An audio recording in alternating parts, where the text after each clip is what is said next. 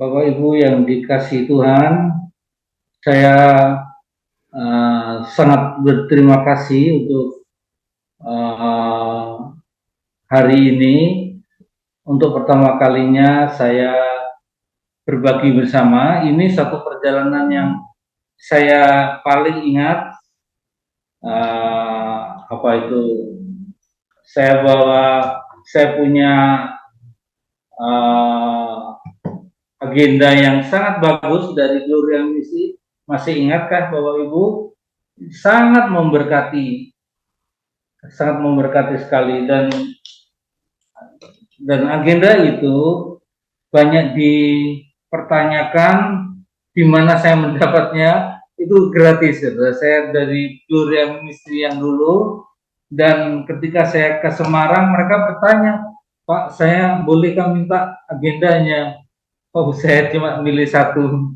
Ini saya simpan terus. Masih ada yang lagi yang saya simpan dan sangat baik. Nah, Bapak Ibu sekalian, Natal kita Gloria Ministry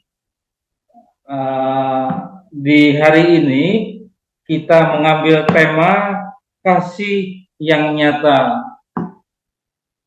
Dan beberapa waktu yang lalu saya memperoleh satu coretan tembok di Jakarta yang sangat saya terkejut.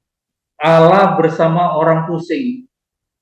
Karena Jakarta sudah banyak orang pusing, dia bingung sekali untuk apa lagi yang harus dimunculkan. Ya, Allah bersama orang pusing. Dan saudara-saudara yang dikasih Tuhan, kita pada saat ini betul-betul di dalam keadaan yang tidak gampang. Natal dalam situasi yang tidak gampang. Geopolitik yang luar biasa, pemilu aksesnya yang sulit sekali. Kalau tidak hati-hati kita bisa terhanyut dengan politik, karena politik sekarang adalah politik berani berapa, berani piro. Kamu piro sih, regane piro, kamu butuh uang berapa. Dan ini membuat orang-orang langsung ambil bagian. Saya butuh sekian juta, dia kasih, asal kamu bisa bereskan dengan kebutuhan saya kasih. Dan itu terjadi. Belum sampai di situ, masih ada lagi yang kasus COVID yang betul-betul marak sekali. Dan ini yang membuat kita langsung adu. Belum selesai nih, tanggal 16 Desember kemarin, kasus COVID melonjak, lengkapi dengan vaksin. Ini situasi kita. Dan itu, lalu yang berikutnya soal kekuasaan. Kekuasaan begitu indah, karena dengan kekuasaan orang bisa lakukan apa saja. Uang, terutama uang, kekayaan, bisa mencapai semuanya.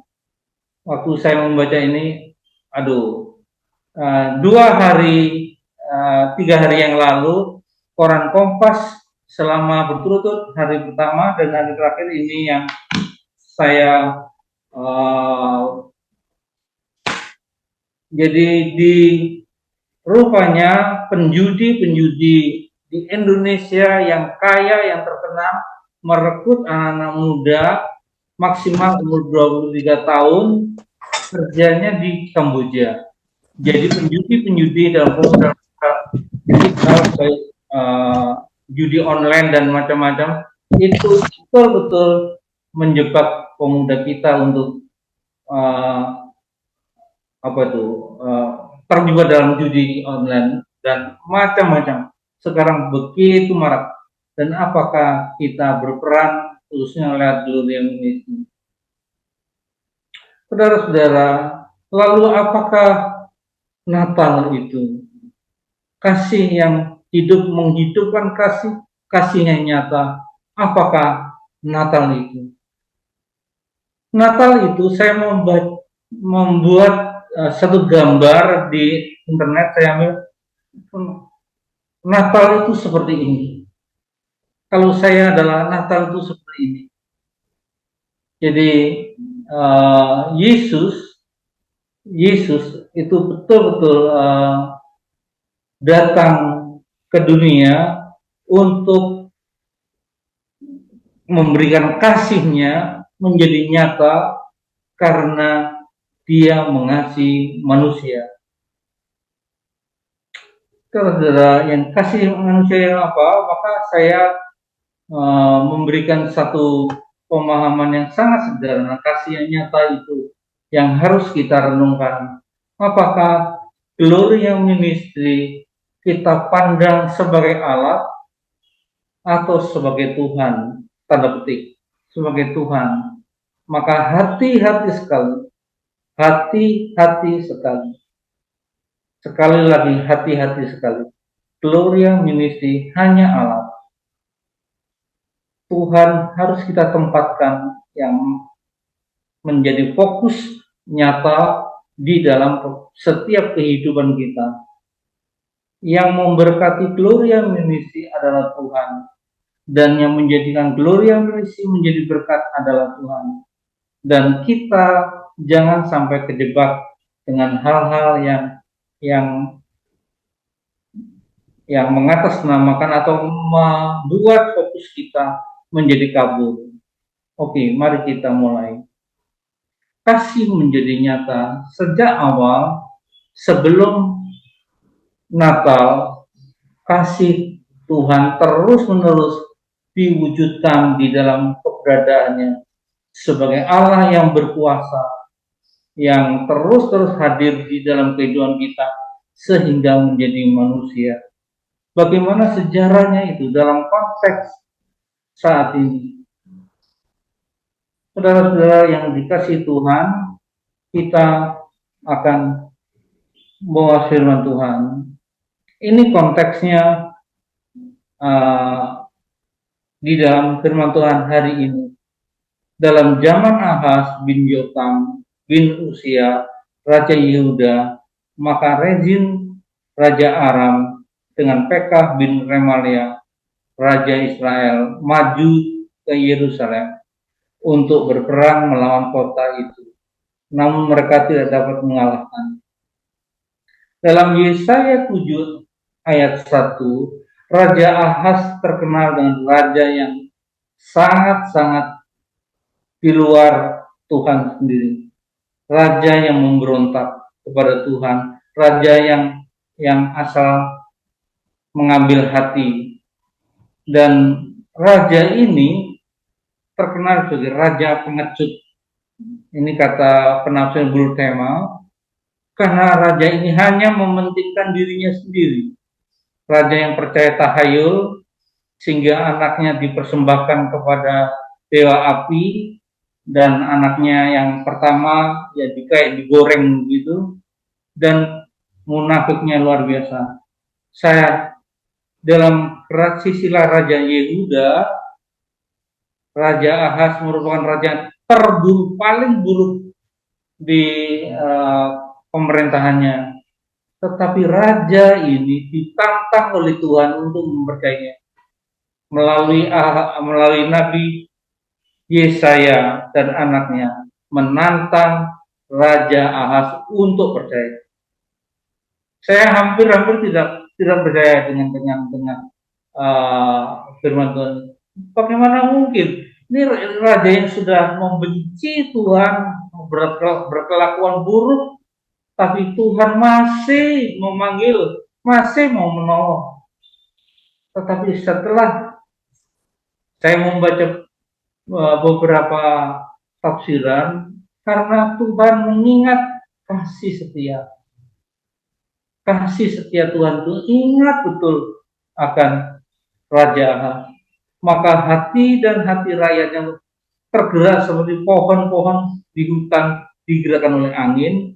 Raja Ahaz dan rakyatnya bereaksi dengan rasa takut. Itu yang menjadi masalah. Ketika Ahaz menghadapi masalah yang berat sekali, gemetarnya Raja Ahas dan rakyatnya sungguh-sungguh bukan main ketakutannya.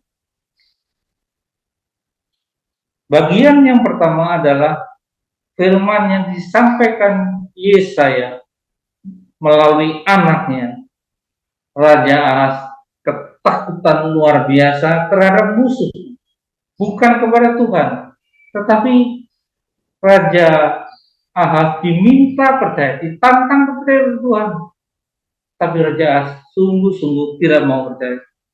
Aduh, dalam situasi yang buruk sekali, justru Raja Ahas tidak mau percaya. Ini yang sangat-sangat sulit sekali. Dan katanya, teguhkanlah hatimu. Ini kata Yesaya melalui anaknya, teguhkanlah hatimu. Dan tinggallah tenang. Jangan takut. Dan hatimu janganlah kecut. Hatimu kecut karena kedua putung kayu api yang berasap ini, yaitu kepanasan sama Rezin orang Aram dan Reman. Ketika Raja Israel bagian utara dengan Rezin itu orang Aram mau menghancurkan, mau menawan, itu sudah Raja Ahas dan rakyatnya sudah pusing di Yerusalem. Tetapi Tuhan mengatakan, teguhkanlah hatimu, jadilah tenang, janganlah takut, janganlah hatimu kecut. Kasih menjadi nyata, tetapi kasih menjadi nyata tidak mencukupi bagi Ahas untuk percaya. Mengapa? Karena dia lebih gemetar dari sekedar kata-kata yang diucapkan Yesaya. Dan saudara-saudara ketahui bahwa, terima kasih. Dan saudara-saudara ketahui bahwa Ahas betul-betul ketakutan. Saudara-saudara yang dikasih Tuhan, kalau seandainya kita yang berdiri di pihak di situ, pasti ketakutan setengah mati. Apalagi kalau misalnya kita di Natal butuh dana yang tidak kecil untuk anak kita, mungkin untuk gereja kita, mungkin untuk pelayanan kita. Kata-kata yang dibuat manusia, walaupun dia ngutip, walaupun dia berdoa, rasanya hati kita seperti sulit percaya. Hati-hati di situ. Ada seorang psikiater, dokter psikiater, dia katakan bahwa kalau kita ketakutan, itu membuat seluruh tubuh kita menjadi pelakunya. Apakah kita percayakan isu itu atau kita sendiri yang memutuskan? Dr. Evan mengatakan, Anda adalah penulis cerita Anda, bukan korbannya. Apa artinya?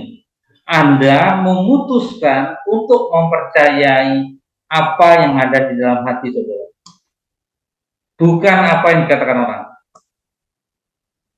Yang dikatakan orang itu pasti Raja Rema, musuhnya Yehuda tadi, pasti akan hancur. Tetapi di dalam ayat ini dikatakan tidak, mereka itu hanya seperti putung rokok, putung kayu yang berasap aja. Tidak akan mengalahkan kamu. Tapi Ahas tidak mau percaya. Maka Anda adalah penulis cerita Anda. Anda percaya Tuhan atau Anda percaya omongan orang. Nah, ini Dr. Evan mengatakan, jikalau kita mempercayai apa yang dikatakan orang tentang diri kita, bukan tentang iman kita, maka kita sendiri akan hancur. Sekali lagi saya ulang, apa yang dikatakan orang mengenai kita dan atau apa yang dikatakan iman kita mengenai diri kita, keyakinan kita, itu yang menentukan. Maka salah satu contohnya secara syahwat itu saya kutip ini terjemahannya, saudara-saudara, ketika kita berjuang untuk menemukan harapan. Sekali lagi, ini contoh kita, iman kita yang mengatakan siapa kita. Ketika kita berjuang untuk menemukan harapan, iman, kasih, sesuatu yang bergerak positif. Ketika kita berjuang untuk menemukan harapan, kadang harapan menemukan kita di saat-saat paling tidak terduga secara kebetulan. Saya berkali-kali dulu waktu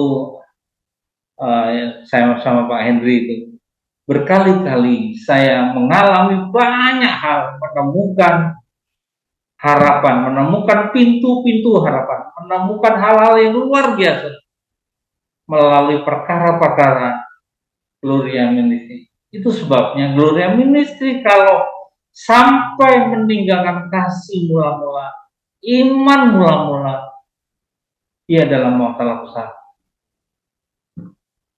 Karena itu saudara-saudara, sebagai contoh, saudara mungkin kenal Nicole Brody, itu seorang hamba Tuhan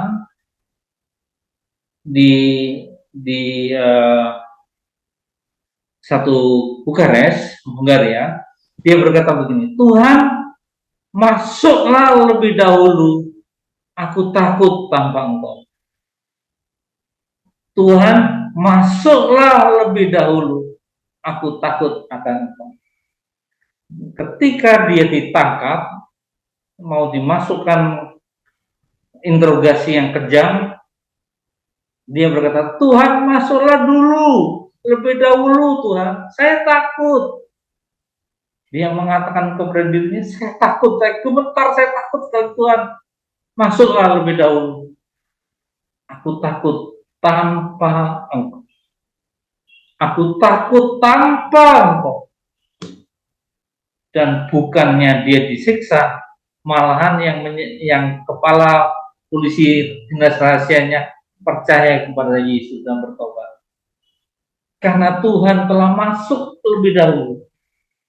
Dan betul-betul Nikolai sungguh-sungguh menyaksikan keajaiban. Dia sampai melongo. Bapak percaya Tuhan? Loh, saya percaya Tuhan. Saya panggil kamu untuk menjelaskan siapa Yesus itu. Tidak bisa masuk di akal. Kalau saudara mau Natalan, mau tutup tahun, mau apa saja lah, katakan Tuhan, masuklah lebih dahulu di tahun yang baru. Tuhan, masuklah lebih dahulu di sekolah anakku. Tuhan, masuklah dahulu di pelayananku. Aku takut tanpa Engkau. Maka Tuhan akan membuat ketakutan saudara sirna.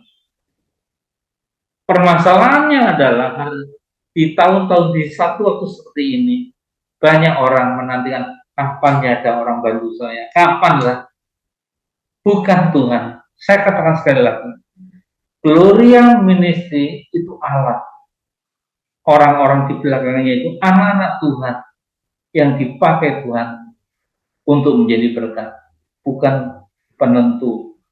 Karena itu saudara-saudara, kalau saudara tahu Gloria Ministry itu orang-orang yang dipakai Tuhan, saudara harus mengatakan Tuhan, masuklah terlebih dahulu.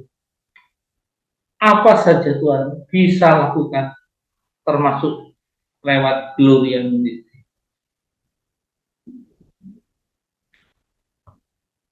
Dan tetapi melalui keajaiban-keajaiban yang terjadi.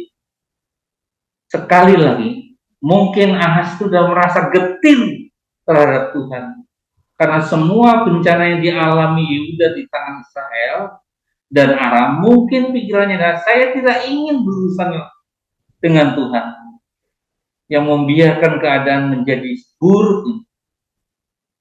Itu ayat 12, 10 sampai 12. Saudara mungkin saya nggak akan seburuk itu, Pak. Saudara boleh berkata begitu di di tempat saya berkunjung Christmas Carol ini luar biasa. Orang Kristen tapi betul-betul nggak percaya sama Tuhan, sudah pusing, sudah capek, sudah dipandang tidak menarik percaya sama Tuhan. Yang penting ada orang yang perlu uang. Jadi saudara-saudara sangat getir sekali kalau kita di dalam saat situasi yang paling genting justru tinggalkan Tuhan. Karena itu perkataan Yesaya melalui anaknya tidak percaya. Yang kedua, kasih menjadi nyata ketika Tuhan sendiri sekarang yang ngomong. Apakah Ahaz mau percaya? Tadi nabinya, tapi sekarang Tuhan sendiri memberikan kepada musuh tanda. Sesungguhnya anak darah itu akan mengandung dan melahirkan seorang anak laki-laki. Dan dia akan menamakan dia Immanuel. Jadi kita belajar bahwa kata Immanuel itu terjadi bukan satu keadaan yang enak, bukan satu keadaan yang tidak genting, bukan satu keadaan yang tidak menyesakkan. Justru Immanuel itu satu keadaan yang sungguh-sungguh genting, sungguh-sungguh membuat Ahaz betul-betul takut sekali, bahkan sampai dia nggak percaya lagi. Yang kedua, Tuhan ngomong sendiri, tapi itu Ahaz tidak percaya.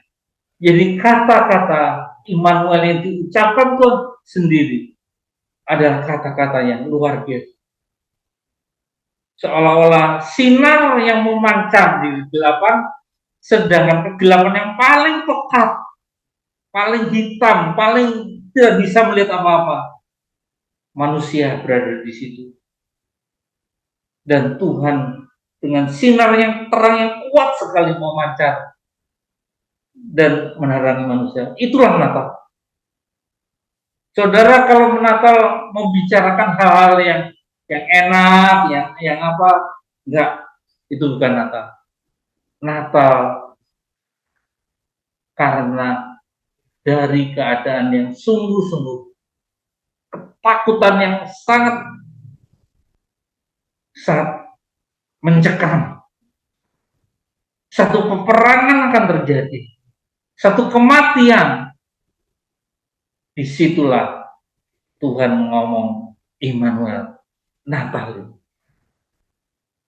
Dan di dalam perjanjian baru, kata Immanuel itu justru dalam tangisan, dalam Maria yang dalam keadaan akan mengambil semuanya, dalam keadaan susah, sulit sekali, tidak masuk akal.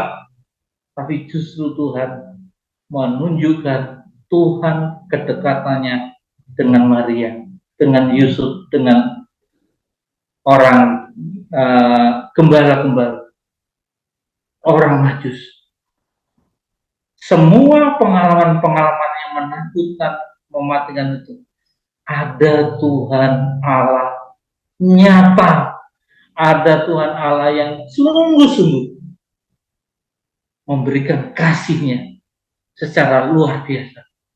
Jadi Natal selalu menjadi pintu bagi Gloria Misi membuka diri untuk selalu ada harapan.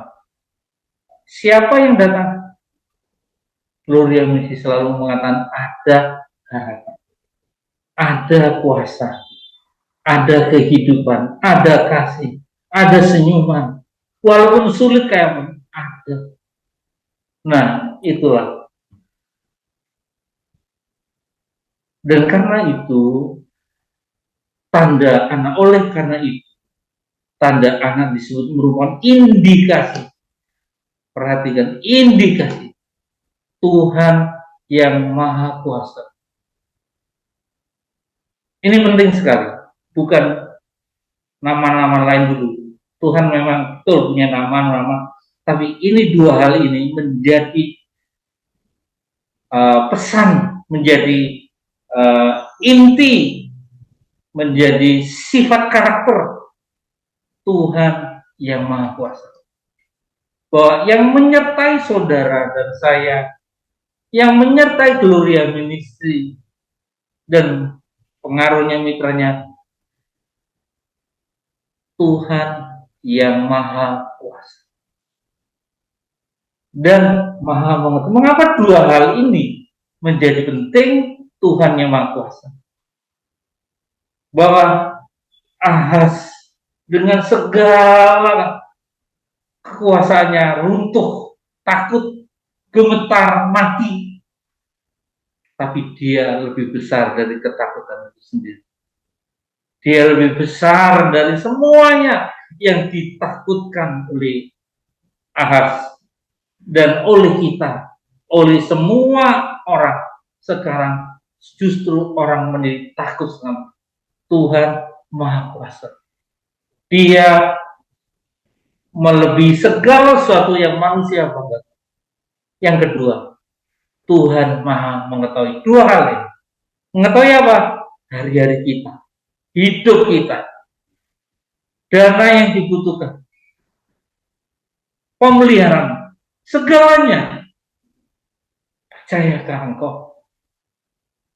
Kalau engkau percaya bahwa saya percaya Tuhan melewati hari ini, Maha Kuasa, Maha Mengetahui, yang mengendalikan sepenuhnya. Jangan tahu, saya mengalami berkali-kali, saya 5 tahun berdoa bagi calon dari anak saya. Aduh, gimana? Ketika situasi yang sulit dan berkata, sudahlah, jalani dengan iman. Dengan uang yang seadanya itu pergi. Istri saya pergi ke calon mertuanya. Nanti ngomong bahasa Inggrisnya apa? Nanti ngomong aja sama anakmu Yosua. Dan betul, saya tidak tahu bagaimana Tuhan mengatur selama 5 tahun itu. Dia yang berkuasa dan Maha Mengetahui. Dan besok Kamis itu dia berulang tahun. Saya betul-betul bersyukur sekali 1 tahun akan menjelang dia di sini. Saudara-saudara, Tuhan betul-betul ada bagi saudara. Ada bagi keterbatasan saudara. Jangan takut. Ia Maha Kuasa dan Maha Mengetahui. Sekali lagi, Ia Tuhan yang Maha Kuasa dan Maha Mengetahui. Itu besar dari iman. Kasih yang Maha Kuasa, Maha Mengetahui yang menyelubungi kita. Sekali lagi, menyelubungi kita. Jangan tahu, dia segala-galanya.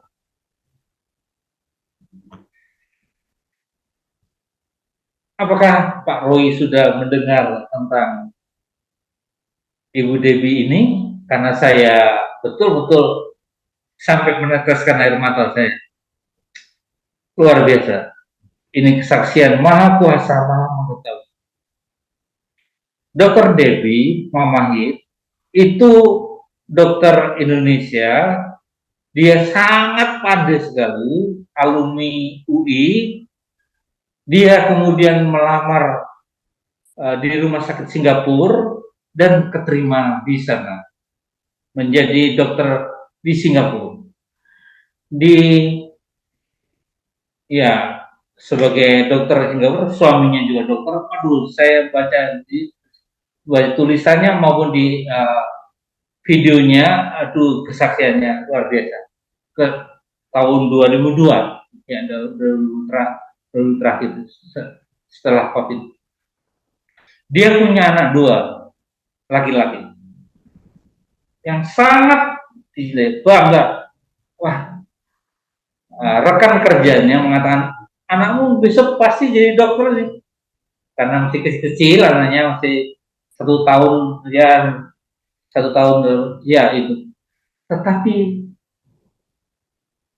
Dokter Debbie sangat terkejut. 2 anaknya, yang satu umur 1 tahun untuk 1 tahun, 2 tahun, satunya 1 tahun, tiba-tiba mengalami kemunduran. Kenapa? Anaknya yang kedua nggak kenal mamanya. Bukan apa, nggak kenal mamanya karena sakitnya. Dia menderita otis dua-duanya. Otisnya otis parah namanya, saya lupa. Otisnya parah.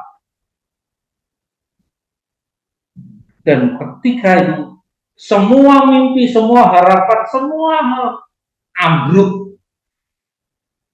Semua cita-citanya hilang musnah.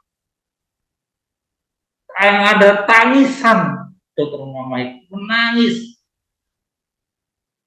Dan dia berkata, tolonglah saya untuk mengeluarkan segala kepedihan saya. Dia stres, betul-betul stres. Ini rumah di Singapura. Dia betul-betul, dia terapi, kedua anaknya diterapi di Singapura. Semua dokter yang kenal sama Dokter Debbie ini tidak mau mengatakan sejujurnya. Kata-kata sejujurnya tidak pernah diucapkan karena takut. Karena Dokter Debbie ini orangnya fight, pintar fight, dan dia betul-betul tidak tahu. Semua terapi, semua apa tidak ada. Dan Dokter Debbie yang pandai ini akhirnya menangis sejadi-jadinya. Dan ketika itu, perhatikan baik-baik, ketika dia mengalami semuanya buntu, dan ketika anaknya ditemukan tergantung di pagar teralis yang apartemennya tingkat, mau terjun ke bawah, anaknya tidak mengerti, dan dia langsung menjerit sekeras-kerasnya.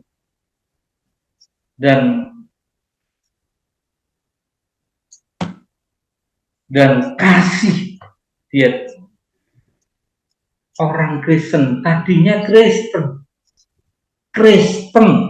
dia bukan nggak Kristen,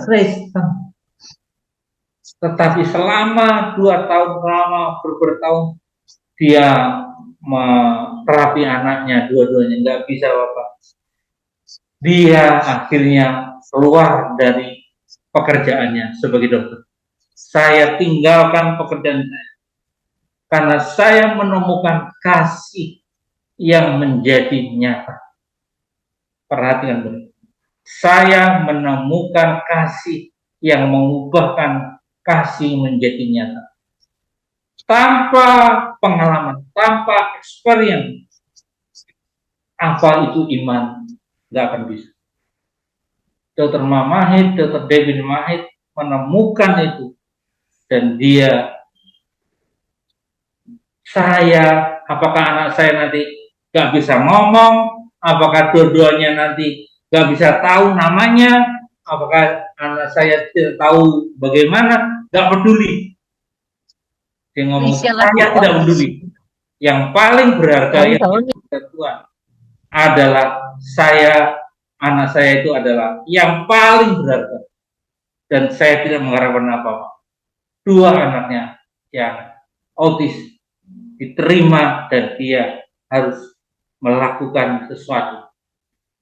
Nah, dia kemudian selama 11 tahun dia keliling Amerika, ke Eropa, ke India untuk belajar autis, untuk bagaimana bisa menangani autis itu. dalam keadaan yang 11 tahun dia ke Amerika, semua pokoknya ada klinik autis yang bagus di Cina, dia datang, dia mau belajar untuk menolong dua anaknya dengan pendekatan yang sangat unik. Dan dia melihat, Tuhan tolong saya untuk menjadi pendamping dua anak yang kau anugerahkan, mendampingi, mengasihi, dan membimbingi. Saya cukup Tuhan, tidak perlu saya yang lain, cukup.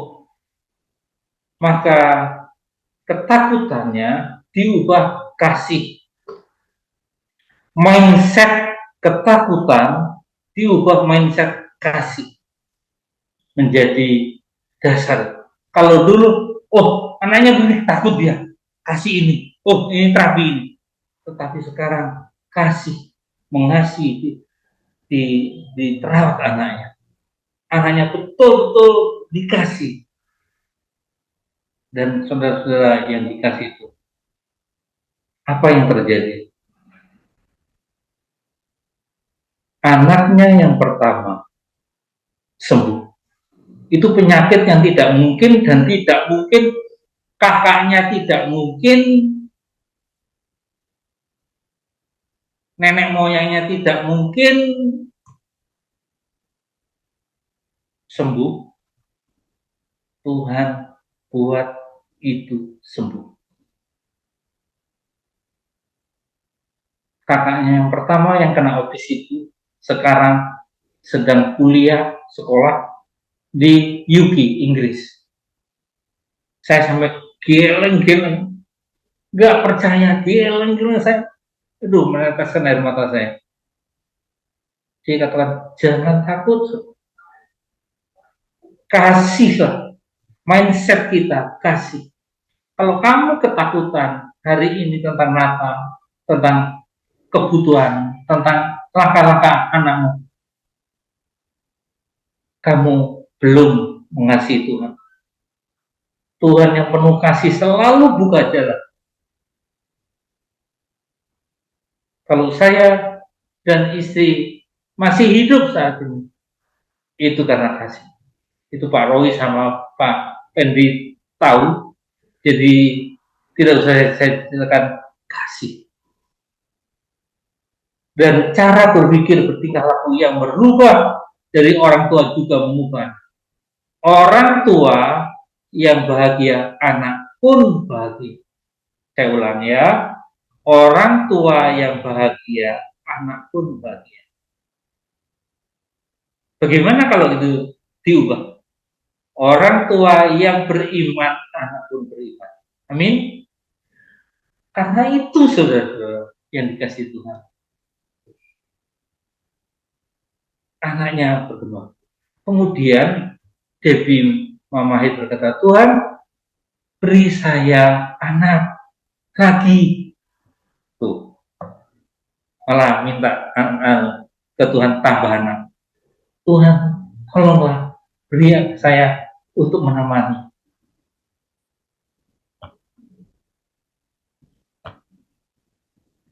Ini sekarang keluarga terakhir.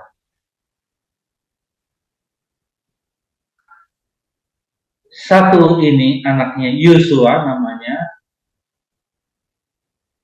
Ini Immanuel. Dan ini cewek yang satu. Ini laki yang terakhir. Sungguh-sungguh normal semuanya. Aduh, sampai saya, aduh, mungkin Pak Roy bisa jelaskan, saya tidak tahu, tapi dia ketika di bioskop dekat gereja Isa Masih Pegangsaan itu, di situ dia sharing dengan orang-orang pintar, orang apa, menyaksikan tentang cinta kasih Tuhan yang menjadi nyata.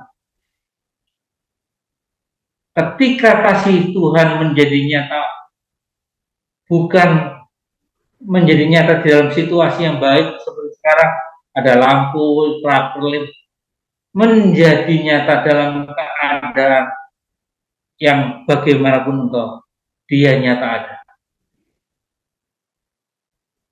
Dia nyata ada. Kalau kasih itu menjadi nyata karena dia perkataan Tuhan menjadi nyata oleh karena iman. Saudara-saudara yang dikasihi Tuhan, saya sangat terkesan dengan buku ini. Saya akan bacakan, itu luar biasa. Sebab sejarah telah menyaksikan bahwa keyakinanlah yang membuat orang-orang mampu mengatasi semua tantangan tersebut. Buku agenda lama, tapi Tuhannya selalu baru.